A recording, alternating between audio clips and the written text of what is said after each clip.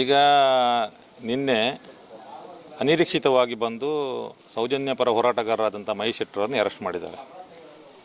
ಇದು ಸಣ್ಣ ಒಂದು ರಾಜಕೀಯ ಅವಹೇಳನಕಾರಿ ಮಾತುಗಳ ವಿಚಾರ. ಇದು ಈಗ ಸಂವಿಧಾನಾತ್ಮಕವಾಗಿ ಯಾವುದೇ ಹುದ್ದೆಗಳಲ್ಲಿ ಇಲ್ಲದಂತಹ ಕೇವಲ ಒಂದು ಸಂಘಟನೆಯ ಕಾರ್ಯದರ್ಶಿ, ಒಂದು ಪಕ್ಷದ ಕಾರ್ಯದರ್ಶಿ ಅವರನ್ನು ಟೀಕೆ ಮಾಡಿದ್ದು ಸರಿ ಅಂತ ಹೇಳಿದ್ರೆ ರಾಜಕೀಯ ಟೀಕೆಗಳು ಹಲವಾರು ಆಗ್ತಾ ಇದೆ. ಅವರ ಮೇಲೆ ಈ ಒಂದು ಕಠಿಣವಾದ ಶಿಕ್ಷೆ ಹಾಕಿ ಸೌಜನ್ಯ ಪರ ಹೋರಾಟಗಾರರನ್ನು ಬಂಧಿಸುವ ದುರುದ್ದೇಶ ಏನು, ಇದರ ಹಿನ್ನೆಲೆ ಏನು, ಯಾವ ಪ್ರಭಾವಕ್ಕೆ ಒಳಗಾಗಿದ್ದಾರೆ ಸರ್ಕಾರ ಅಂತ ಹೇಳುವಂಥದ್ದು ನಮಗೆ ಗೊತ್ತಾಗಬೇಕು. ನಾನು ಸಿದ್ದರಾಮಯ್ಯಗೆ ಏನು ಮನವಿ ಕೊಟ್ಟಿದ್ದೆ ಅಂದರೆ, ಈಗ ನಮಗೆ ಬೇಕಾದ್ದು ಇದರ ಹಿಂದೆ ತನಿಖೆ ಆಗಬೇಕು, ಇದರ ಹಿಂದೆ ಏನು ಕೈವಾಡ ಇದೆ, ಯಾಕೆ ಆ ರೀತಿಯ ಹಲವಾರು ಪ್ರಕರಣಗಳಿವೆ.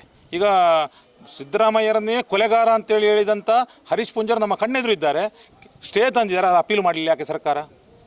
ಮಾತ್ರ ಅಲ್ಲ, ಅಲ್ಲಿ ಕೇರಳದ ಮುಖ್ಯಮಂತ್ರಿ ಪಿನರಾಯಿ ವಿಜಯನ್ ಇದೇ BJPಗಳು RSSನವರು ಕೆಟ್ಟದಾಗಲಿ ಅಸಹ್ಯವಾಗಿ ಮಾತುಗಳಲ್ಲಿ ಬೈತಾ ಇದ್ದಾರೆ. ಯಾಕೆ ಪ್ರಕರಣ ದಾಖಲಿಸಿಲ್ಲ ಪೊಲೀಸ್ಗವರೆಲ್ಲ? ಈಗ ಸೋಮೋಟ ಕೇಸ್ ಮಾಡ್ಬೋದಲ್ಲ? ಬೇಡ, ಇದರಲ್ಲಿ ಬೇಡ. ನಾನೇ ಈ ಸ್ಟೇಷನ್ಗೆ ಕಂಪ್ಲೇಂಟ್ ಕೊಟ್ಟದ್ದುಂಟು. ಕಮ್ಯುನಿಸ್ಟರ ಬಗ್ಗೆ ಅತ್ಯಂತ ಹೇಯವಾಗಿ ಈ RSSನ ಪುಡಾರಿಗಳು, ಈ BJP ಪುಡಾರಿಗಳು ಯಾವ ರೀತಿ ಬೈದಿದ್ದಾರೆ ಅಂತ ಹೇಳಿದಾಗ ನನ್ನಲ್ಲಿ ದಾಖಲೆ ಇದೆ, ಕಂಪ್ಲೇಂಟ್ ಕೊಟ್ಟದ್ದು ಕಾಪಿ ಇದೆ. ಕೇಸ್ ಮಾಡಲಿಲ್ಲ. ಆ ರಾಹುಲ್ ಗಾಂಧಿಯನ್ನು, ಈ ಸೋನಿಯಾ ಗಾಂಧಿಯನ್ನು ಅತ್ಯಂತ ಕೆಟ್ಟದಾಗಿ ಬೈತಾರೆ, ಕೇಸ್ ಆಗೋದಿಲ್ಲ. ಸಿದ್ದರಾಮಯ್ಯ ಕೊಲೆಗಾರಾದರೂ ಆಗ್ಬೋದು, ಅವರೆಲ್ಲ ಯಾವ ರೀತಿಯಲ್ಲಿ ಆದರೂ ಅಡ್ಡಿ ಇಲ್ಲ. ಆದರೆ ಸಂತೋಷಿಗೆ ಏನಾಗಬಾರ್ದು. ಇದು ಕಾಂಗ್ರೆಸ್ಸಿನ ದ್ವಿಮುಖ ನೀತಿ. ಕಾಂಗ್ರೆಸ್ ಸರ್ಕಾರವ ಇದು, RSS ಸರ್ಕಾರ ಅಂತ ಹೇಳೋದು ನನಗೆ ಅನುಮಾನ ಬಂದಿದೆ. ಆದರೆ ನಾವು ಸಿದ್ದರಾಮಯ್ಯಲ್ಲಿ ಹೇಳುವಂಥದ್ದು, ನೀವು ನಿಜವಾದ ಕಾಂಗ್ರೆಸ್ ಸರ್ಕಾರ ನೇತೃತ್ವ ವಹಿಸಿದ್ದೆ ಹೌದೇ ಅಂತಾದರೆ ಇದರ ಬಗ್ಗೆ ತನಿಖೆ ಮಾಡಬೇಕು. ಮಾತ್ರ ಅಲ್ಲ, ಈ ರೀತಿ ಎಲ್ಲ ಪ್ರಕರಣಗಳನ್ನ ಅರೆಸ್ಟ್ ಮಾಡಿ ಬೇಜಾರಿಲ್ಲ ನನಗೆ. ಕೇವಲ ಸೌಜನ್ಯ ಪರ ಹೋರಾಟ ಮಾಡ್ತಿದ್ದಾರೆ ಅನ್ನೋ ಏಕೈಕ ಕಾರಣದಿಂದ ಯಾರದೋ ಪ್ರಭಾವಕ್ಕೆ ದುರುದ್ದೇಶಪೂರ್ವಕವಾಗಿ ಈ ರೀತಿ ಮಾಡಿದ್ದಾರೆ ಅಂತಾದರೆ ಅದು ಕೂಡ ಗೊತ್ತಾಗಬೇಕು. ಮತ್ತು ಇನ್ನೊಂದು ಹೇಳೋದು, ಅದು ವ್ಯಾಪ್ತಿ ಇಲ್ಲಿ ಉಜಿರೆಯಲ್ಲಿ ಆದಂಥ ಘಟನೆ ಬೆಳ್ತಂಗಡಿ ಠಾಣೆಗೆ ವ್ಯಾಪ್ತಿಗೆ ಒಳಪಡ್ತದೆ. ಇಲ್ಲಿ ಕಂಪ್ಲೇಂಟ್ ಕೊಡ್ಬೋದಿತ್ತು, ಇಲ್ಲಿ ಆ್ಯಕ್ಷನ್ ತಗೊಳ್ಬೋದಿತ್ತು. ಯಾಕೆ ಇವರ ಮೇಲೆ ನಂಬಿಕೆ ಇಲ್ವಾ? ಬೆಳ್ತಂಗಡಿ ಪೊಲೀಸರು ನ್ಯಾಯಪರ ಇಲ್ವಾ? ಇವ್ರಿಗೆ ಯಾಕೆ ಅಲ್ಲಿಯೇ ಹೋಗಬೇಕು? ಬ್ರಹ್ಮಾವರ ವ್ಯಾಪ್ತಿ, ಅದು ನ್ಯಾಯಾಲಯ ಕೂಡ ಇಲ್ಲಿಗೆ ಬರಬೇಕು.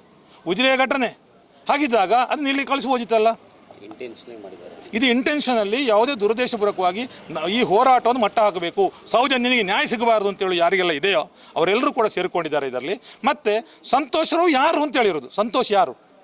ಸಂವಿಧಾನಾತ್ಮಕ ಹುದ್ದೆಗಳು ಯಾವುದರಲ್ಲಿ ಇದ್ದಾರೆ? ಅವರು ಯಾವುದರಲ್ಲಿ ಇಲ್ಲ. ಇಲ್ಲಿ ಮುಖ್ಯಮಂತ್ರಿ ಕೊಲೆಗಾರ ಅಂತೇಳಿ ಹೇಳಿದವರಿದ್ದಾರೆ, ಅವರ ಮೇಲೆಲ್ಲ ಆ್ಯಕ್ಷನ್ ತಗೊಳ್ಬೇಡವಾ? ಇದು ನನಗೆ ಯಾವ ರೀತಿ ಬೈದರೆ ನೋವಾಗ್ತದೆ ಅಷ್ಟೇ ನೋವು ಇವರಿಗೂ ಆಗಿರ್ಬೋದು, ಸಂತೋಷ್ ರಾವ್ಗೆ ಕೂಡ. ಸಂತೋಷ್ ಅಂತ BL ಸಂತೋಷ್ ಅಷ್ಟೇ. ಹಾಗೆ ಅಂತೇಳಿ ಅವರು ಸಂವಿಧಾನ ಹುದ್ದೆಗಳೇನಿಲ್ಲ. ರಾಜ್ಯಕ್ಕೆ ಬೇರೆ ಬೇರೆ ಕಾರ್ಯಕರ್ತರ ಮೇಲೆ, ನಾಯಕರ ಮೇಲೆ ಟೀಕೆಗಳಾಗ್ತಾ ಇರ್ತವೆ. ಅವರ ಮೇಲೆ ಯಾವ ರೀತಿಯೆಲ್ಲ ನೋವು ಆಗ್ತದೆ ಅವರಿಗೆ, ಅದೇ ರೀತಿ ನೋವು ಅವರಿಗೆ ಆಗಿರ್ಬೋದು. ನಾನು ಬೈದದ್ದು ಸರಿಯಾ ತಪ್ಪ ವಿಮರ್ಶೆ ನಾನು ಇಲ್ಲಿ ಬರೋದಿಲ್ಲ, ಅದು ಕೋರ್ಟ್ ಉಂಟು, ತೀರ್ಮಾನ ಮಾಡಲಿ. ಅವರು ಬೈದದ್ದು ಹೌದಾ ಅಲ್ವೋ ಅದು ನನಗೆ ಗೊತ್ತಿಲ್ಲ.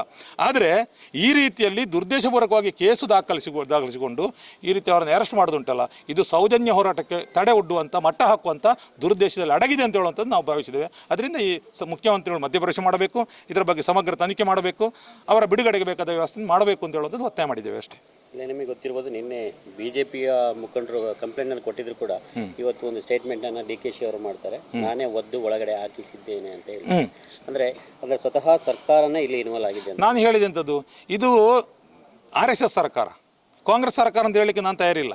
ಯಾಕಂದರೆ BJPಯ ಈ ದಾಳಿ ದಬ್ಬಾಳಿಕೆಗಳು ಎಂಥದ್ದೆಲ್ಲ ಒಂದು ವ್ಯವಸ್ಥೆ ಹಾಳಾಗ್ತಾ ಇರುವ ಸಂದರ್ಭದಲ್ಲಿ ಕಾಂಗ್ರೆಸ್ ಆದರೂ ಪುನಃ ಸರಿ ಮಾಡಿ ತಂದು ಜನ ಓಟ್ ಕೊಟ್ಟಿದ್ದಾರೆ. ಆದರೆ ಇವತ್ತು ಇದೇನಾಗ್ತದೆ ಅಂದರೆ RSS ಸರ್ಕಾರ ಆಗ್ತಾಯಿದೆ. ಅದೇ ಸಿದ್ದರಾಮಯ್ಯಗೆ ನಾವು ಮನವಿ ಕೊಟ್ಟದ್ದು, ನೀವಾದರೂ ಸರಿ ಮಾಡ್ತೀರಾ, ಇದನ್ನು ಈ ವ್ಯವಸ್ಥೆ ಸರಿ ಮಾಡ್ತೀರಾ? ನಿಮ್ಮನ್ನೇ ಕೊಲೆಗಾರ ಅಂತ ಹೇಳಿದವರನ್ನು ಕೂಡ ಬಿಡ್ತಿದ್ದೀರಲ್ಲ, ಯಾಕೆ DKಶಿ ಒಳಗಾಗ್ಸೋದಿಲ್ಲ? ಹಾಗೆ DKಶಿಗೆ ಮುಖ್ಯಮಂತ್ರಿ ಮೇಲೆ ನಂಬಿಕೆ ಇಲ್ಲ, RSS ಸಂತೋಷ್ ಮೇಲೆ ಮಾತ್ರ ಅವರಿಗೆ ಗೌರವ ಇರುವಂಥದ್ದು. DK ಶಿವಕುಮಾರಿಗೆ ರಾಹುಲ್ ಗಾಂಧಿ ಮೇಲೆ ನಂಬಿಕೆ ಇಲ್ವಾ? ಅವರ ಮೇಲೆ ಗೌರವ ಇಲ್ವಾ? ಸೋನಿಯಾ ಗಾಂಧಿಗೆ ಇಷ್ಟೆಲ್ಲ ಬೈತಾರೆ ಮಲ್ಲಿಕಾರ್ಜುನ ಖರ್ಗೆ ರಾಷ್ಟ್ರೀಯ ಅಧ್ಯಕ್ಷರವರದ್ದು ಗೌರವ ಇಲ್ವಾ? ನಮ್ಮ ಬಿಡಿ, ನಮ್ಮ ಪಿನರಾಯಿ ವಿಜಯನ್ ಬೈತಾರೆ, ನಮಗೆ ಬೈತಾರೆ, ಕಮ್ಯುನಿಸ್ಟ್ಗೆ ಬೈತಾರೆ, ಅವ್ರಿಗೆ ಬೈಲಿ, ಅವರಿಗೆ ಬೈಯುವುದೇ ಕೆಲಸ BJPಯವರಿಗೆ, RSSನವರಿಗೆ. ಯಾಕೆ? ಯಾರೆಲ್ಲ ಭಯ ಉಂಟೋ ಅವರಿಗೆ, ಅವರ ತಪ್ಪುಗಳನ್ನು ಯಾರೆಲ್ಲ ಹೇಳ್ತಾರೋ ಅವರಿಗೆಲ್ಲ ಟೀಕೆ ಮಾಡೇ ಮಾಡ್ತಾರೆ ಅವರು. ಇದರಲ್ಲಿ ಕೂಡ ಅದರಲ್ಲೇ ಹುಡುಕಬೇಕಾಗಿದ್ದು. DKಶಿ ಕೂಡ ಅವರ ಬಾಲಂಗೋಚಿಯಾಗಿ ವ್ಯವಸ್ಥೆ ಮಾಡ್ತಾರೆ ಅಂತಾದರೆ ಅವರು ಕೂಡ ಒಂದು RSSನ ಭಾಗ. ಅವರನ್ನು ಬ್ಲ್ಯಾಕ್ ಮೇಲ್ ಮಾಡಿದ್ದಾರೆ ಗೊತ್ತಿಲ್ಲ, ಇಡಿ ಹಿಡ್ಕೊಂಡು ಬ್ಲ್ಯಾಕ್ ಮೇಲ್ ಮಾಡ್ತಾರೆ. ಹಾಗಾದ್ರೆ ಪ್ರಧಾನಮಂತ್ರಿಗೆ ಟೀಕೆ ಮಾಡ್ತಾರೆ, ಬೇರೆ ಬೇರೆ ಮುಖ್ಯಮಂತ್ರಿಗಳು ಟೀಕೆ ಮಾಡ್ತಾರೆ, ರಾಷ್ಟ್ರಪತಿಗೂ. ಸಂವಿಧಾನ ಪ್ರಕಾರ ನಮಗೆ ಹಕ್ಕಿದೆ. ಇದೇನಾಗಿದೆ ಅಂದರೆ ಸಂವಿಧಾನಕ್ಕೆ ವಿರುದ್ಧವಾಗಿ, ಕಾನೂನಿಗೆ ವಿರುದ್ಧವಾಗಿ ನಡೆದ ಘಟನೆಗಳಾಗಿದೆ. ಈ ರೀತಿ ಬಂಧನ ಮಾಡುವಂಥದ್ದು ತಪ್ಪು. ಪ್ರಕರಣ ಅದು ತಪ್ಪ ಒಪ್ಪ ತೀರ್ಮಾನ ಮಾಡಲಿ, ಕೇಸ್ ಮಾಡಲಿ, ನಮ್ಮ ಬೇಜಾರಿಲ್ಲ. ಯಾಕೆಂದರೆ ಅವ್ರು ಹೇಳಿದ್ದು ಹೌದಾ ಅಲ್ವಾ, ಹೇಳಿದ್ದಾದರೆ ತಪ್ಪು ಎಲ್ಲ ಒಪ್ಪಿಕೊಳ್ಳುವ. ಆದರೆ ಈ ಸರ್ಕಾರ ಕೂಡ ತಪ್ಪು ಮಾಡಬಾರ್ದಲ್ಲ. DKಶಿ ಉಪಮುಖ್ಯಮಂತ್ರಿ ಆಗಿರೋದು, ಅವರು ಕೂಡ ತಪ್ಪು ಮಾಡಬಾರ್ದಲ್ಲ. ಈ ಘಟನೆ ಬೇರೆ ಎಲ್ಲ ಘಟನೆಗಳಿಗೆ ಹೋಲಿಕೆ ಮಾಡಿದಾಗ ತಪ್ಪಾಗ್ತದೆ. ಇಲ್ಲ ಅವರನ್ನು ಕೂಡ ಅರೆಸ್ಟ್ ಮಾಡಬೇಕಿತ್ತಲ್ಲ. ಪುಂಜರನ್ನ ಯಾಕೆ ಬಿಟ್ರಿ? ಬೇರೆ ಬೇರೆ ಟೀಕೆ ಮಾಡೋರನ್ನ ಯಾಕೆ ಬಿಟ್ರಿ? ನಾನೇ ಕೊಟ್ಟ ಕೇಸುಗಳುಂಟಲ್ಲ, ಯಾಕೆ ಕ್ರಮ ತಗೊಳ್ಳಿಲ್ಲ? ಇದನ್ನು ಅರ್ಥ ಮಾಡ್ಕೊಳ್ಬೇಕಲ್ಲ DKಶಿ ಅವರು ಕೂಡ. ಹಾಗೆ ಈಗ ಮಹೇಶ್ ಶೆಟ್ಟಿಯವರ ಬಂಧನ ವಿಚಾರದಲ್ಲಿ BJP ಮತ್ತು ಕಾಂಗ್ರೆಸ್ ಇಬ್ಬರು ಒಗ್ಗಟ್ಟನ್ನು ಯಾಕೆ ಪ್ರದರ್ಶನ ಮಾಡಿದ್ರು ಅಂತ? ಇದು ಈ ಕಾಂಗ್ರೆಸ್ BJP ಅಂತ ಅಲ್ಲ. ಇವ್ರಿಗೆ ಏನಾಗಿದೆ ಅಂದರೆ ಸೌಜನ್ಯ ನ್ಯಾಯ ಸಿಗಬಾರ್ದು ಅಷ್ಟೇ. ಸೌಜನ್ಯ ನ್ಯಾಯ ಸಿಗಬಾರ್ದು ಅಂತ ಯಾರಿಗೆಲ್ಲ ಇದೆ ಅವರೆಲ್ಲ ಒಟ್ಟಾಗಿದ್ದಾರೆ ಅಷ್ಟೇ. ಮತ್ತು ಒಂದು ಯಾವುದೇ ಪ್ರಕರಣಗಳಾಗಿರಲಿ, ನಮಗೆ ನ್ಯಾಯ ಸಿಗಬೇಕು ಅಂತಾದಾಗ ಅದಕ್ಕೆ ಬೆಂಬಲ ಕೊಡಬೇಕು ಆ ತನಿಖೆಗೆ. ಅದು ಬಿಟ್ಟು ಈ ರೀತಿ ಅವ್ಯವಸ್ಥೆಗಳಿಗೆಲ್ಲ ಹೋಗಬಾರ್ದು.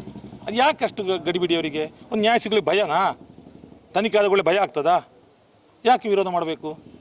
ಅದೊಂದು ವಿಧಾನಸೌಧ ಈಗ ಎಂಥದ್ದು ಕೊಲೆಗಾರ, ಮುಖ್ಯಮಂತ್ರಿ ಕೊಲೆಗಾರ ಅಂತ ಹೇಳಿದ್ದು ಅಂತೇಳಿ ಮಹೇಶ್ ಶೆಟ್ಟರ ಮೇಲೆ ದೂರ ಹಾಕಿದರು. ನಿಜವಾಗಿ ಯಾರು ಹೇಳಿದ್ದು? ಹರೀಶ್ ಪೂಂಜಾರ್ ಹೇಳಿದ್ದು. ಹಾಗೆ ಯಾಕೆ ಈಗ ಯಾಕೆ ಹೇಳೋದಿಲ್ಲ ಅವರು ಬಂಧನ ಮಾಡಿ ಅಂತ? ಹಾಗಾದರೆ ಇದರಲ್ಲಿ ಉದ್ದೇಶ ಅಲ್ಲಿ ಗೊತ್ತಾಗ್ತಾ ಇದೆ. ಇವರಿಗೆ ಬೇಕಾದ್ದು ಸೌಜನ್ಯ ಪರ ಹೋರಾಟಗಾರರ ಬಂಧನ ಮಾತ್ರ. ಆಗಲಿ, ಮಾಡಲಿ, ಅವರು ಎಷ್ಟು ಮಾಡಿದರೂ ಕೂಡ ನ್ಯಾಯ ಎಲ್ಲಿಗೂ ಹೋಗೋದಿಲ್ಲ. ಇವತ್ತಲ್ಲ ನಾಳೆ ಇತಿಹಾಸ ಹೇಳ್ತದೆ, ಇವರೆಲ್ಲ ಮಾಡಿದಂಥ ಹೋರಾಟಗಳು ಇವರೆಲ್ಲರೂ ಕೂಡ ಸರಿಯಾಗಿದೆ ಅಂತೇಳಿ ಇತಿಹಾಸ ತೋರಿಸಿಕೊಡ್ತದೆ. ಇವತ್ತೇನು ಬೇಕಾದ್ರೂ ಮಾಡ್ಬೋದು ಸರ್ವಾಧಿಕಾರವಾಗಿ. ಇದೇನು ಪ್ರಜಾಪ್ರಭುತ್ವ ದೇಶದಲ್ಲಿ ಈ ರೀತಿ ನಡೆಯೋದು ಕ್ರಮ ಉಂಟು ಎಲ್ಲರೂ?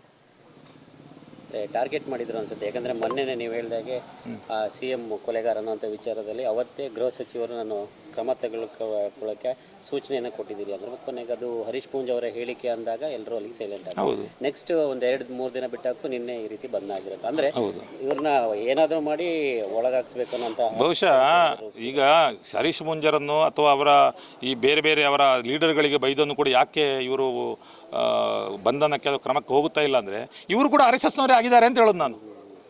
ಈ ಕಾಂಗ್ರೆಸ್ ಸರ್ಕಾರ ಕೂಡ RSSನ ಅವಿಭಾಜ್ಯ ಅಂಗಾಗಿ ಹೋಗಿದೆ. ಇಲ್ಲದ್ರೆ ಈ ರೀತಿ ಮಾಡ್ತಾರಾ? RSS ಹೇಳುವಂಥದ್ದು ಈ ದೇಶಕ್ಕೆ ಅಪಾಯಕಾರಿಯಾದ ಒಂದು ಸಂಘಟನೆ. ಅದು ಸರ್ದಾರ್ ವಲ್ಲಭಾಯ್ ಪಟೇಲ್ ಹೇಳಿದ್ದಾರೆ. ಅದಕ್ಕೆ ಅವರು ಅದನ್ನು ಇದು ಮಾಡಿದ್ದು, ಎಂಥದ್ದು ನಿಷೇಧ ಮಾಡಿದ್ದು. ಸರ್ದಾರ್ ವಲ್ಲಭಾಯ್ ಪಟೇಲ್ರ ನಂತರದ ಈ ಲೀಡರ್ಗಳಿಗೆ ಅರ್ಥ ಆಗೋದಿಲ್ವೇ ಅದು? ಅಂದರೆ ಈ RSS ಅಪಾಯಕಾರಿ ದೇಶಕ್ಕೆ. ಇಲ್ಲಿ ಹಿಂದೂಗಳ ರಕ್ಷಣೆ ಅವರು ಮಾಡೋದಿಲ್ಲ ಯಾವತ್ತೂ ಕೂಡ. ಅವರದ್ದು ಬೇರೆ ಧರ್ಮ, ಹಿಂದುತ್ವ ಧರ್ಮ. ನಮ್ಮ ಹಿಂದೂಗಳಿಗೆ ಇಷ್ಟೆಲ್ಲ ಅವಮಾನ ಆಗ್ತಾ ಇದೆ, ಹಿಂದೂಗಳನ್ನು ಬೈತಾ ಇದ್ದಾರೆ ಅವರೇ. ಆ ಕಾಂಗ್ರೆಸ್ಸಲ್ಲಿ BJP ಇದು ಜನತಾದಳದಲ್ಲಿ ಕಮ್ಯುನಿಸ್ಟಲ್ಲೆಲ್ಲರಂಥ ಹಿಂದೂಗಳನ್ನು ಅವಹೇಳನಕಾರಿಗೆ ಮಾತಾಡೋದು ಯಾರು? ಇವರೇ ತಾನೇ ಹಿಂದೂಗಳನ್ನೆಲ್ಲ ಬೈದವರು, ಹಿಂದೂಗಳನ್ನ ಟೀಕೆ ಮಾಡೋದಲ್ಲ ಅವರು. ಹಾಗಿದ್ದರೆ ಇವರಿಗೆ ಹಿಂದೂ ಧರ್ಮ ಬೇಡ. BJP RSSನವರಿಗೆ ಹಿಂದೂ ಧರ್ಮ ಸರ್ವನಾಶ ಆಗಲಿಕ್ಕೆ ಹೊರಟವರು, ಅವರು ಸರ್ವನಾಶ ಮಾಡಲಿಕ್ಕೆ ಹೊರಟವರು. ಅವರಿಗೆ ಹಿಂದುತ್ವ ಧರ್ಮ ಅಂತ ಹೇಳೋದು ಸಾವರ್ಕರ್ ಬರೆದ ಪುಸ್ತಕ ಉಂಟಲ್ಲ, ರಾಷ್ಟ್ರೀಯತೆ ಅಂತೇಳಿ, ಅದರಲ್ಲಿ ಹಿಂದುತ್ವ ಧರ್ಮ ಇದೆ. ಆ ಹಿಂದುತ್ವ ಧರ್ಮ ನಮಗೆ ಬೇಡ, ನಮಗೆ ಹಿಂದೂ ಧರ್ಮ ಸಾಕು ಅಷ್ಟೇ. ನಿಮ್ಮ ಪ್ರಕಾರ ಈ ಹಿಂದೆ BJPಯನ್ನು ಇಂಡೈರೆಕ್ಟ್ ಆಗಿ RSS ಕಂಟ್ರೋಲ್ ಮಾಡ್ತಾ ಇತ್ತು. ಈಗ ಕಾಂಗ್ರೆಸ್ ಪಕ್ಷವನ್ನು ಕೂಡ ಕಂಟ್ರೋಲ್ ಮಾಡ್ತಿದೆ. ಅದು ತಪ್ಪು. ಮೊದಲಿಂದಲೇ ಕಾಂಗ್ರೆಸ್ಸನ್ನು ಕಂಟ್ರೋಲ್ ಮಾಡ್ತಿದ್ದು RSS ಕಂಟ್ರೋಲ್ ಮಾಡ್ತಾ ಇತ್ತು. ಈ ತುರ್ತು ಪರಿಸ್ಥಿತಿ ಕೂಡ ಕಾರಣ ಅದರ ಹಿಂದೆ RSS ಇದೆ. ಈಗ ಮೇನಕಾ ಗಾಂಧಿ ಯಾರೊಟ್ಟಿಗಿದ್ದಾರೆ? ಮೇನಕಾ ಗಾಂಧಿ ಯಾರು ಕಂಟ್ರೋಲ್ ಮಾಡಿದ್ದು? ಸಂಜಯ್ ಗಾಂಧಿ. ಇಡೀ ಸುತ್ತುವರಿಸಿದ ರೂವಾರಿ ಯಾರೊಟ್ಟಿಗಿದ್ದಾರೆ? ಅವರೊಟ್ಟಿಗೆ ಇದ್ದಾರೆ. ಆದರೆ ಈಗ ಅಧಿಕೃತ ಘೋಷಣೆ ಆಗದ ಸರ್ವಾಧಿಕಾರ ಉಂಟಷ್ಟೇ. ಇದು ರಾಜ್ಯದ ಕಾಂಗ್ರೆಸ್ ಸರ್ಕಾರ ಮಾಡೋ ಸರ್ವಾಧಿಕಾರ. ಹೋರಾಟವನ್ನು ಮಟ್ಟ ಹಾಕುವಂಥದ್ದು ಉಂಟಲ್ಲ, ಅದು ಯಾವಾಗಲೂ ಒಳ್ಳೆಯದಲ್ಲ. ಹೋರಾಟ ಆಗಲಿ, ನ್ಯಾಯ ಸಿಗಲಿ. ಹೋರಾಟವೇ ಇಲ್ಲ ಅಂತಾದರೆ ಇವರು ಯಾಕೆ ಹೋರಾಟ ಮಾಡಿದ ಅಧಿಕಾರಕ್ಕೆ ಬರೋದಿಲ್ಲ? ರಾಮ ಮಂದಿರ ಹೋರಾಟ ಮಾಡಲಿಲ್ವ ಇವರು? ಈಗ ಧರ್ಮಕ್ಕೆ ಕೃತಕ ಶತ್ರುಗಳನ್ನು ಸೃಷ್ಟಿ ಮಾಡಿ ಇವರು ಹೋರಾಟ ಮಾಡೋದಿಲ್ವಾ? ಇದು ಲವ್ ಜಿಹಾದಂತೆ ಇಂದೊಂದಂತೆ ಮತ್ತೊಂದೇ ಮಾಡ್ದಲ್ಲ, ಇದೆಲ್ಲ ಲವ್ ಜಿಹಾದ್ಗಳಲ್ವಾ? ಈ ರೀತಿ ಕೊಲೆ ಮಾಡುವಂಥದ್ದು, ಅತ್ಯಾಚಾರ ಮಾಡಿ ಕೊಲೆ ಮಾಡುವಂಥದ್ದು ಲವ್ ಜಿಹಾದ್ ಅಲ್ವ ಇವರಿಗೆ? ಅದು ಯಾಕೆ ಕಾಣೋದಿಲ್ಲ ಅವರಿಗೆ? ಕಾನೂನು ಬಾಹಿರವಾಗಿ ಮಹೇಶ್ ಶೆಟ್ಟಿ ಅವ್ರನ್ನ ಅರೆಸ್ಟ್ ಮಾಡಿದ್ದಾರೆ ಅಂತ ಹೇಳ್ತೀವಿ. ಅರೆಸ್ಟ್ ಮಾಡಿದ್ದು ಕಾನೂನು ಬಾಹಿರ ಅಂತ ಹೇಳಿದಲ್ಲ ನಾನು. ಬೇರೆ ಇಂಥದೇ ಪ್ರಕರಣಗಳಲ್ಲಿ ಅರೆಸ್ಟ್ ಮಾಡದೇ ಇರುವಾಗ, ಮತ್ತು ಇದು ದೊಡ್ಡ ಅಫೆನ್ಸ್ ಏನಲ್ಲ, ಇದು ಮರ್ಡರ್ ಅಲ್ಲ, ಅತ್ಯಾಚಾರ ಅಲ್ಲ, ಇದು ಸಣ್ಣ ಮಟ್ಟದ ಪ್ರಕರಣ. ಅದರಲ್ಲಿ ಯಾಕೆ ಗಿಳಿಯಾರ ಮೇಲೆ ಕಂಪ್ಲೇಂಟ್ ಉಂಟು, ಯಾಕೆ ಅರೆಸ್ಟ್ ಮಾಡಲಿಲ್ಲ? ಇದೇ ಸೆಕ್ಷನ್ ಅರೆಸ್ಟ್ ಮಾಡಿದ್ರಾ? ಅಂಥದ್ದು ಇದು ಸೀರಿಯಸ್ ಕೇಸ್ನಲ್ಲಿ ಒಂದು ಹೊಡೆದವ್ರದ್ದು ಉಂಟು, ಯಾಕೆ ಅರೆಸ್ಟ್ ಮಾಡಲಿಲ್ಲ? ಅಂದರೆ ಅದರಲ್ಲಿ ಒಂದು ದುರುದ್ದೇಶ ಉಂಟು ಅಂತ ಹೇಳುವಂಥದ್ದು ಈ ಬಂಧನದಲ್ಲಿ ಅರ್ಥ ಆಗ್ತದೆ. ಇದು ಖಂಡಿತ ಕೂಡ ಸರ್ಕಾರಕ್ಕೆ ತಿರುವು ಮುಳ್ಳಾಗ್ತದೆ. ಮಾತ್ರ ಅಲ್ಲ, BJP ಸರ್ವನಾಶಕ್ಕೆ ತಾನೇ ಹೊಂಡ ತೋಡ್ತಾ ಉಂಟು ಅಷ್ಟೇ.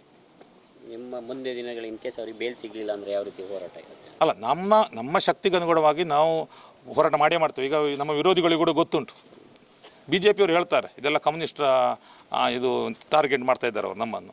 ಹೌದು, ನ್ಯಾಯಕ್ಕಾಗಿ ಧ್ವನಿ ಎತ್ತುವವರು ಕಮ್ಯುನಿಸ್ಟ್ರು ಅಂತೇಳಿ ಅವರಿಗೂ ಗೊತ್ತುಂಟಲ್ಲ, ನಮ್ಮ ಶತ್ರುಗಳಿಗೂ ಗೊತ್ತುಂಟು. ಜರ್ಮನಿಯಲ್ಲಿ ಹಿಟ್ಲರ್ ನಾಶ ಮಾಡಿದ್ದು ಯಾರು? ರಷ್ಯಾದ ಕೆಂಪು ಸೈನ್ಯ. ಆ ಭಯ ನಿರಂತರವಾಗಿ RSSನವರಿಗೆ ಭಯ ಆಗ್ತಾ ಇದೆ. ಇವತ್ತಲ್ಲ ನಾಳೆ ಕಮ್ಯುನಿಸ್ಟರು ನಮ್ಮನ್ನು ಟಾರ್ಗೆಟ್ ಮಾಡ್ತಾರೆ ಅಂತೇಳೋ ಭಯ ಅವರಿಗುಂಟು. ಯಾಕೆ? ಕಮ್ಯುನಿಸ್ಟರು ಮೋಸ, ವಂಚನೆ, ದೌರ್ಜನ್ಯ, ಶೋಷಣೆ ಮಾಡಲಿಕ್ಕೆ ಬಿಡುವುದಿಲ್ಲ. ಅವರನ್ನು ಬೆಳೀಲಿಕ್ಕೆ ಬಿಟ್ಟರೆ ನಾವು ಕೂಡ ಅನ್ಯಾಯ ಮಾಡಲಿಕ್ಕೆ ಆಗೋದಿಲ್ಲ. ಈ ಅತ್ಯಾಚಾರ ಕೊಲೆಗಟ್ಟುಗರ ರಕ್ಷಣೆ ಮಾಡಲಿಕ್ಕೆ ಆಗೋದಿಲ್ಲ ಅಂತೇಳೋ ಸತ್ಯ BJPಯವರಿಗೂ ಗೊತ್ತುಂಟು. ಅದಕ್ಕೆ ನಮ್ಮನ್ನು ಟೀಕೆ ಮಾಡೋದು.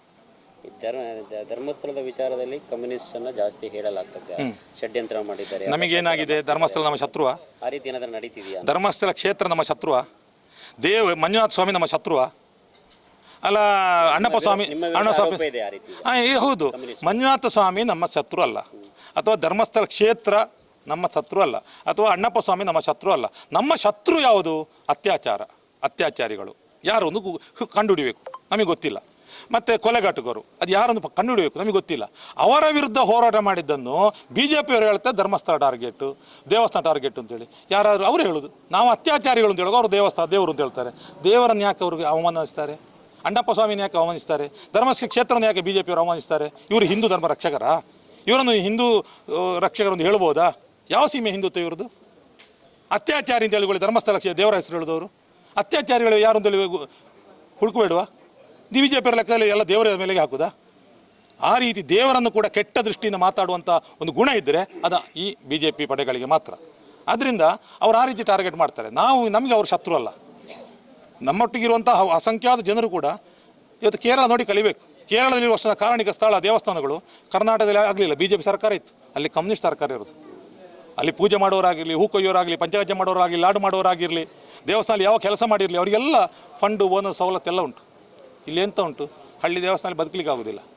ಇದು BJP ಸರ್ಕಾರ ಇದ್ದಂಥ ಏರಿಯಾ ಹಾಗೆ ಹೇಳಿದ್ದೆ. ಆದರೆ ಯಾಕೆ ನಿಮ್ಮ ಕಡೆಯಿಂದ ಎಲ್ಲ ಒಂದು ಕಡೆ ಸರಿಯಾದ ರೀತಿಯಲ್ಲಿ ಸ್ಪಷ್ಟೀಕರಣ ಆಗ್ತಿಲ್ಲ ಅಂತೇಳಿ? ಯಾಕೆಂದರೆ ದೊಡ್ಡ ಮಟ್ಟದ ಆರೋಪ ಕೇಳಿ ಬರ್ತದೆ, ಕಮ್ಯುನಿಸ್ಟೇ ಇಲ್ಲಿ ದಾಳಿ ಮಾಡ್ತಾ ಇದೆ, ದೇವಸ್ಥಾನಕ್ಕೆ ಕೆಟ್ಟ ಹೆಸರು ತರ್ತಿದೆ, ಷಡ್ಯಂತ್ರ ಅಂತ. ಇದಕ್ಕೆ ಸಂಬಂಧಪಟ್ಟಂಗೆ ಅದು ಆ ರೀತಿ ಹೇಳ್ತಾರಲ್ಲ, ವೇದಿಕೆಯಲ್ಲಿ ಕ್ಲಾರಿಟಿ ಕೊಡುವಂಥದ್ದಾಗಿಲ್ಲ. ಆ ರೀತಿ ಹೇಳ್ತಾರಲ್ಲ, ಯಾರು ಆ ರೀತಿ ಹೇಳ್ತಾರ, ನಾವು ಅತ್ಯಾಚಾರಿಗಳ ಪತ್ತೆ ಆಗಬೇಕು, ಕೊಲೆಗಾರರ ಪತ್ತೆ ಆಗಬೇಕು, ಅವ್ರಿಗೆ ಶಿಕ್ಷೆ ಆಗಬೇಕು ಅಂತ ಹೇಳುವಾಗ ಇವರು ದೇವಸ್ಥಾನ, ದೇವರು, ಅಣ್ಣಪ್ಪ ಸ್ವಾಮಿ ಅಂತ ಹೇಳ್ತಾರಲ್ಲ, ಅವರಿಗೆ ಈ ಕೊಲೆಗಾರರ ಪತ್ತೆ ಇರಬೇಕು, ಮಾಹಿತಿ ಇರಬೇಕು, ಈ ಅತ್ಯಾಚಾರ ಮಾಹಿತಿ ಇರಬೇಕು. ಅವರನ್ನೇ ಹಿಡಿದು ಈಗ ಹೇಳಿದಾರೆ DKC ತೊಳೆದೊಳಗಾಕಿದೆ ಅಂತೇಳಿ. ಇವರು ಈ ರೀತಿ ಟಾರ್ಗೆಟ್ ಅಂತೇಳಿ ಸುಳ್ಳು ಅಪಾದನೆ ಹೇಳ್ತಾರಲ್ಲ, ದೇವರ ಮೇಲೆ ಹಾಕ್ತಾರಲ್ಲ, ಅವರನ್ನೇ ಅರೆಸ್ಟ್ ಮಾಡಿದ್ರೆ ಎಲ್ಲ ಗೊತ್ತಾಗ್ತದೆ. ಯಾಕೆ? ದೇವರಿಗೆ ಅವಮಾನ ಮಾಡೋರು ಅವರು, ಕ್ಷೇತ್ರದ ಕಾರಣಿಕಕ್ಕೆ ಅವಮಾನ ಮಾಡೋರು ಅವರು. ಯಾರು? ಈ ರೀತಿ ಟಾರ್ಗೆಟ್ ಅಂತ ಹೇಳುವವರು. ನಾವು ಏನು ಕೇಳಿದ್ದೇವೆ? ಅತ್ಯಾಚಾರ ಆಗ್ಬೋದಾ? ಇವರಿಗೆ ಹಿಂದೂಗಳ ಮೇಲೆ ಅತ್ಯಾಚಾರದ ಇವ್ರಿಗೆ ಬೇಜಾರಾಗೋದಿಲ್ಲ, ಹಿಂದೂಗಳ ಕೊಲೆ ಆದರೆ ಇವ್ರಿಗೆ ಬೇಜಾರಾಗೋದಿಲ್ಲ, ಯಾವುದಿದ್ರೂ ಇವ್ರಿಗೆ ಬೇಜಾರಾಗೋದಿಲ್ಲ. ಇವ್ರದ್ದು ಯಾವ ಸೀಮೆಯ ಹಿಂದುತ್ವ ಇವ್ರದ್ದು? ಈ BJP RSSನವ್ರದ್ದು ಒಂದು ಮಾತು ಅವರು ಅದರ ಪರವಾಗಿ ಇರ್ತಾರಾ? ಅವರಿಗೆ ಅದು ಮುಸಲ್ಮಾನರ ಕೊಲೆ ಆದರೆ ಮಾತ್ರ ಬೇಕು, ಮುಸಲ್ಮಾನರ ಅತ್ಯಾಚಾರ ಮಾಡಿದ್ರೆ ಮಾತ್ರ ಬೇಕು. ಅಂದರೆ ಇವ್ರದ್ದು ರಾಜಕೀಯ ಅಧಿಕಾರಕ್ಕೆ ಬರೋ ರಾಜಕೀಯ ಅಷ್ಟೇ, ಅವರ ಧರ್ಮ ರಕ್ಷಣೆ ಅಲ್ಲ, ಅವರದು ಅವರ ಅಧಿಕಾರ ರಕ್ಷಣೆ ಅಷ್ಟೇ ಧರ್ಮದ ಹೆಸರಲ್ಲಿ.